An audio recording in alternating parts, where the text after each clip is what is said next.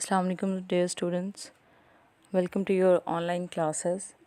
And as I told you in the last lecture in your college, that we will now study in these online classes and we will start a new chapter. The chapter we are going to start is about aromatic hydrocarbons, as you can see. And kindly open your pages and books along with this lecture so you can better understand it.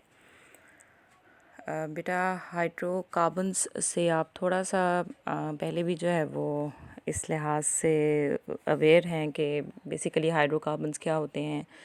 FSc में आपने second year में पढ़ा था organic, जब आपने organic chemistry start की थी, कि हाइड्रोकार्बन्स वो कंपाउंड्स हैं जो हाइड्रोजन और कार्बन से बने हैं। ठीक है, तो compounds containing hydrogen and carbon and their derivatives, ठीक है, तो वो हाइड्रोकार्बन्स कहलाते हैं। अब हाइड्रोकार्बन्स में आगे बहुत सारी टाइप्स हैं कि वो सैचुरेटेड हो सकते हैं, अनसैचुरेटेड हो सकते हैं। तो मोस्टली उनमें से जो ऐसे एक क्लास ऑफ कंपाउंड्स है हाइड्रोकार्बन में, दैट इज़ एरोमेटिक हाइड्रोकार्बन्स। और एरोमेटिक हाइड्रोकार्बन्स वो हाइड्रोकार्बन्स होते हैं जिनमें एरोमेटिक रिंग बनता हो। ठीक है, अब एरोमेटिक का क्या मतलब है वो भी हम इस चैप्टर में आगे पूरा एक एरोमेटिसिटी की डेफिनेशन भी जो है वो डिस्कस करेंगे। एक बात मैं आपको क्लियर कर दूं, मैं यहाँ पर कोई बुक रीडिंग नहीं करूँगी, ठीक है, बिकॉज़ फिर वीडियोस बहुत ज़्यादा लंबी हो जाती हैं लेक्चर्स जो हैं।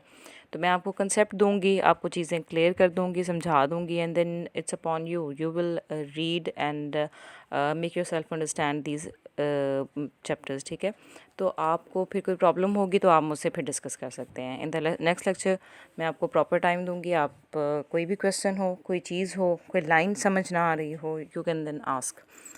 तो यहाँ से अगर आप देखें तो पहले एरोमेटिक जो टर्म है उसका उन्होंने बताया हुआ है कि आपके पास जो ये ग्रीक वर्ड है, और अरोमा का मतलब होता है फ्रेग्रेंट। तो ये ज़्यादातर कंपाउंड्स, क्योंकि एरोमेटिक हाइड्रोकार्बन्स की एक स्पेशल इनके अंदर अरोमा था, एक स्मेल थी, इसलिए इन्हें एरोमेटिक हाइड्रोकार्बन्स कहा गया।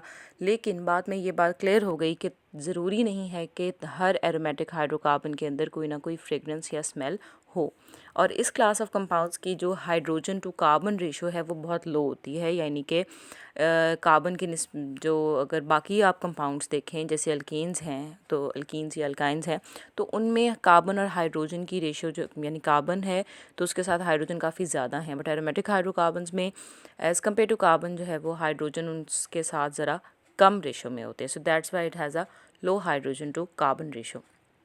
ठीक है, तो सबसे पहले अगर हम इसके अलावा अगर देखें एरोमेटिक हाइड्रोकार्बन्स को, कि this include benzene and those compounds of carbon and hydrogen that resemble benzene in their chemical behaviour. ये यहाँ पे उन्होंने आपको ये वाली जो है ना लाइन यहाँ पे दी हुई है। ठीक है, तो उन्होंने कहा कि ये वो कंपाउंड्स हैं जिनके अंदर हमारे पास बेंजीन है, और या बेंजीन का कोई ना कोई जो है वो डेरिवेटिव होगा, and those compounds of carbon hydrogen that resemble benzene in their chemical behaviour. इसमें फिर हमारे पास नेफ्थलीन आ जाती है, फिनेंथरीन आ जाती है, और इसके अलावा बहुत सारी जो है वो कंपाउंड्स आ जाते हैं।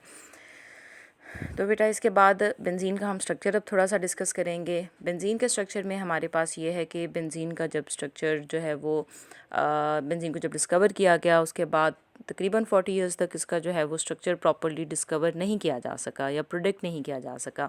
तो इसमें हमारे पास एलिमेंटल एनालिसिस से, मोलेकुलर वेट डिटर्मिनेशन से हमें ये ज़रूर पता चल गया कि बेंजीन एक ऐसा कंपाउंड है जिसके अंदर 6 कार्बन और 6 हाइड्रोजन हैं। तो इसका मतलब इसका मोलेकुलर फार्मूला C6H6 बनता है एज गिवन हेयर, यहाँ पे आपके पास दिया हुआ है। ठीक है, so this means that the benzene molecule is short of 8 hydrocarbons. अगर आप नॉर्मल सैचुरेटेड जो कंपाउंड्स हैं उनको देखें तो अल्कीन जिसके अंदर 8 कार्बन हों उसका फार्मूला यूँ बनना चाहिए, आपको पता है CnH2n+2 बनता होता है। तो उसके मुताबिक अगर 8 कार्बन हैं तो उस कंपाउंड के सैचुरेटेड होने के लिए ज़रूरी है कि उसके अंदर कितने हाइड्रोजन हों, कम से कम जो है वो 14 हाइड्रोजन्स हों। ठीक है, सॉरी 6 अगर उसमें कार्बन है तो उसके अंदर 14 जो है वो हाइड्रोजन्स होनी चाहिए टू बी सैचुरेटेड। लेकिन यहाँ पे कितनी है? 6। That means benzene is a highly unsaturated compound. ठीक है, तो पहले तो ये बात हो गई कि एक बात हमें यहाँ से पता चल गई कि बेंजीन का स्ट्रक्चर क्या है, हाईली अनसैचुरेटेड मोलेक्यूल है। और इसके अलावा यहाँ पे फिर हमें बाद में पता चला कि इसके अंदर जो है वो डबल बॉन्ड्स या ट्रिपल बॉन्ड्स वगैरह होने चाहिए लाजमी। ये चीज़ हम यहाँ से प्रिडिक्ट कर सकते हैं। ठीक है, तो यहाँ तक तो प्रिडिक्शन हो गई थी और इसमें ये नहीं श्योर होता कि either benzene is having a straight chain structure और आ रिंग स्ट्रक्चर, ठीक है। तो ये इस चीज़ में कन्फ्यूजन रही। दोनों ही तरह के स्ट्रक्चर्स जो हैं वो प्रपोज किए गए, वो आपने एफएससी में भी पढ़े थे। If you haven't forgotten it, तो आपने वहाँ पे भी पढ़ा था। तो आपको याद होगा कि वहाँ पे भी आपने देखा था कि स्ट्रेट चेन स्ट्रक्चर्स भी जो है वो प्रिडिक्ट किया गया था बेंजीन के लिए, और फिर बाद में वो straight chain structure rule out भी किया गया, वो हम देखेंगे, ठीक है। तो यहाँ तक होपफुली आपको समझ आ गई है। ये वो 3 स्ट्रेट चेन स्ट्रक्चर्स हैं जो कि बेंजीन के लिए जो है वो दिए गए, ठीक है, या प्रोडिक्ट किए गए कि हो सकता है बेंजीन के ये वाले स्ट्रक्चर हों, क्योंकि अगर आप इन तीनों स्ट्रक्चर्स को देखें तो तीनों में ही 6 कार्बन और 6 हाइड्रोजन की वो कंडीशन फुलफ़िल हो रही है, ठीक है। कहीं पे 2 कार्बन डबल बॉन्ड करके और कहीं पे एक जो है वो ट्रिपल करके और दोनों साइड्स पर 2 जो है वो डबल बॉन्ड करके, ठीक है। इसके अलावा जो स्ट्रक्चर्स प्रिडिक्ट किए गए, एक हमारे पास ये वाला स्ट्रक्चर था जो प्रिडिक्ट किया गया, ये कैक्यूल के स्ट्रक्चर में से है। ये स्ट्रक्चर प्रिडिक्ट किया गया, ये डिवार का स्ट्रक्चर है, और इसके अलावा ये एक और स्ट्रक्चर प्रिडिक्ट किया गया, ठीक है। सो कैक्यूल के स्ट्रक्चर को डिस्कस करते हैं। कैक्यूल ने ये ऑब्जर्व किया कि बेंजीन हाईली अनसैचुरेटेड ज़रूर है, लेकिन इसके अंदर जो है वो does not exhibit the reactivity typical of unsaturated hydrocarbons, लेकिन ये उतनी ज़्यादा जो है वो रिएक्टिव नहीं है जितने कि टिपिकल अनसैचुरेटेड हाइड्रोकार्बन्स को होना चाहिए, ठीक है। सो बेंजीन जो है वो आसानी से ऑक्सीडाइज नहीं होता पोटाशियम पर मैंगनीट के सोल्यूशन से, ठीक है, जो कि बाकी अनसैचुरेटेड हाइड्रोकार्बन्स हो जाते हैं। इसी तरह जो है वो ब्रोमीन वाटर अगर आप डालेंगे कार्बन टेट्राक्लोराइड में तो उसका कलर भी फेड नहीं होगा। दैट मीन्स जो बेंजीन है वो अनसैचुरेटेड है ज़रूर, लेकिन उतनी ज़्यादा रिएक्टिव नहीं है जितने के तमाम अनसैचुरेटेड हाइड्रोकार्बन्स होते हैं। So it is also not hydrogenated even in the presence of a catalyst except in a high temperature and pressure. So these conditions are much more severe than those normally required for the hydrogenation of unsaturated hydrocarbons. The behavior of benzene is therefore not consistent with an unsaturated molecule despite its highly hydrogen deficient molecule. तो इसके लिए जो Kekulé के structure अभी हम देखेंगे आगे, लेकिन उसके अपनी बात को प्रूव करने के लिए कुछ चीज़ें उसने जो है वो की, जिनको हम कैक्यूल्स के एविडेंस भी कहते हैं।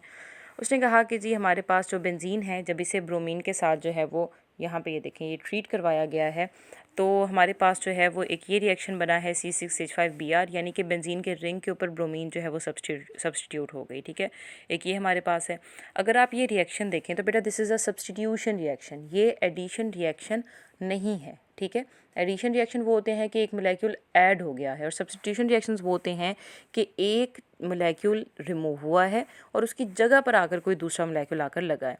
तो ये सब्सटीट्यूशन रिएक्शन है, एक हाइड्रोजन यहाँ से रिमूव हुई है और उसकी जगह पर क्या लग गया है, ब्रोमीन लग गया है, ठीक है। तो ये सब्सटीट्यूशन रिएक्शन है। दैट मीन्स कि बेंजीन जो है वो उतनी ज़्यादा जो है वो रिएक्टिव नहीं है या उतनी ज़्यादा अनस्टेबल नहीं है, क्योंकि अगर अनस्टेबल जो है वो होती तो फिर ये एडिशन रिएक्शन देती, लेकिन क्योंकि ये अनस्टेबल नहीं है, स्टेबल है, इस वजह से जो स्टेबल मोलेक्यूल्स होते हैं वो ज़्यादातर सब्सटीट्यूशन रिएक्शंस देते हैं, ठीक है। सो इसके अलावा हमारे पास और जो कुछ एविडेंसेस थे, बाकी ये कि बेंजीन के एक ये एविडेंस भी देखा गया कि बेंजीन में जब पहली सब्सटीट्यूशन होती है तो हमारे पास मोनो जो है वो सब्सटीट्यूटेड बेंजीन बनती है, यानी कि पहला जो आपके पास सब्सटेंट है वो बेंजीन पे किसी भी जगह लग सकता है। 6 कार्बन है, 6 की 6 कार्बन में से कहीं पे भी लग सकता है, तो वो मोनो सब्सटीट्यूटेड प्रोडक्ट है। तो ये वाले जो रिएक्शन स्ट्रक्चर्स थे ये रूल आउट हो गए, क्योंकि अगर आपके पास मोनो सब्सटीट्यूटेड बेंजीन बन रही है, यानी कि पहला सब्सटेंट जब बेंजीन के ऊपर आकर लग रहा है तो वो जो है वो कहीं पे भी लग सकता है और उसका एक जैसा ही मतलब बनेगा, तो वो इन स्ट्रक्चर्स के साथ पॉसिबल नहीं था। क्यों पॉसिबल नहीं था? बिकॉज अगर यहाँ पे लगता तो प्रोडक्ट कुछ और होता, यहाँ अगर लगता तो प्रोडक्ट कुछ और होता, अगर यहाँ लगता तो प्रोडक्ट कुछ और होता, ठीक है। तो इसलिए ये वाले स्ट्रक्चर्स जो हैं वो साथ साथ रूल आउट होते गए। तो यही बात इन्होंने यहाँ पे की हुई है नीचे पूरी, अगर आप पढ़ लें इस पैराग्राफ तो आपको समझ आ जाएगी, ठीक है। बाकी इसके अलावा व्हेन मोनोब्रोमोबेंजीन इज़ फर्दर ब्रोमिनेटेड, अब अगर जो मोनोब्रोमोबेंजीन यानी मोनो सब्सटीट्यूटेड बेंजीन है उसे जब मज़ीद जो है वो सब्सटीट्यूट किया जा रहा है, एक और ब्रोमीन का मोलेक्यूल लगाया जा रहा है, तो अब जो आपके पास ब्रोमीन आएगी उसमें 3 केसेस हो सकते हैं, या तो वो ऑर्थो पोजीशन पर लगेगी या मेटा या पैरा, ठीक है। अब ये अगेन जो कैक्यूल का दिया गया साइक्लिक स्ट्रक्चर था ये वाला, सॉरी ये वाला जो स्ट्रक्चर है ये कैक्यूल का, इसको ये बात फेवर करती है, ठीक है। तो उसके मुताबिक ये बात ठीक है कि आपका जो सेकंड जो सबस्टेंट लगने वाला है वो किसी भी वो 3 पोजीशंस पर लग सकता है। जैसे कि यहाँ पे देखें ये आपके पास ये वाला जो ब्रोमीन है ना ये पहले लग गया हुआ था, ठीक है। अब उसके बाद जो सेकंड ब्रोमीन लगा हुआ है वो अगर यहाँ पर लगा है, ठीक है, या फिर यहाँ पर लग सकता है या फिर यहाँ लग सकता है, ठीक है। अच्छा ये मैं क्लियर करती जाऊँ कि आपके पास अगर यहाँ लगा है या फिर इधर लगा है तो एक ही बात है, ये दोनों ऑर्थो पोजीशंस हैं, ठीक है। अगर यहाँ लगा है ब्रोमीन या फिर इधर लगे तो एक ही बात है, ये दोनों मेटा पोजीशंस हैं और ये आपके पास पैरा पोजीशन है, ठीक है। तो तीनों में से किसी भी पोजीशन पर लग सकता है और इसीलिए जो डाई सब्स्टिट्यूटेड बेंजीन होती है उसके 3 आइसोमर पॉसिबल होते हैं, एक ऑर्थो, एक मेटा और एक पैरा। तो बेटा ये चीज़ जो है कैक्यूल के स्ट्रक्चर को फेवर करती है, ठीक है, कि कैक्यूल का स्ट्रक्चर जो दिया था वो किसी हद तक जो है वो ठीक है, ठीक है। तो 1865 में कैक्यूल ने जो है वो अपना स्ट्रक्चर दिया था, प्रपोज किया था। तो इसके अलावा ये देखिए closer look at the Kekule structure suggest that there should be 2 different 1,2 dibromobenzenes, एक ये वाली भी हो सकती है और एक ये वाली भी हो सकती है। तो in one of them the 2 carbon atoms that bear bromine are linked by a single bond, while in other they are linked by a double bond, and in actual practice only 1,2 dibromobenzene is known. In order to explain this anomaly, Kekulé proposed that the benzene molecule is dynamic and alternates rapidly between two forms. अच्छा यहाँ पर वो ये कह रहे हैं कि आपके पास जो ये ऑर्थो पोजीशन है अगर आप देखें तो ब्रोमीन इधर भी सब्स्टिट्यूट हो सकता है, इधर भी हो सकता है। तो अगर कैक्यूल का स्ट्रक्चर हम देखते, ठीक है, उस टाइम तक तो ये था कि शायद एक ब्रोमीन जो है वो डबली बॉन्डेड कार्बन के साथ है और दूसरा जो है वो उस वाले के साथ नहीं है, ठीक है। तो इसमें जो एनॉमली थी उसको कैक्यूल ने इस बात से जो है वो कवर किया।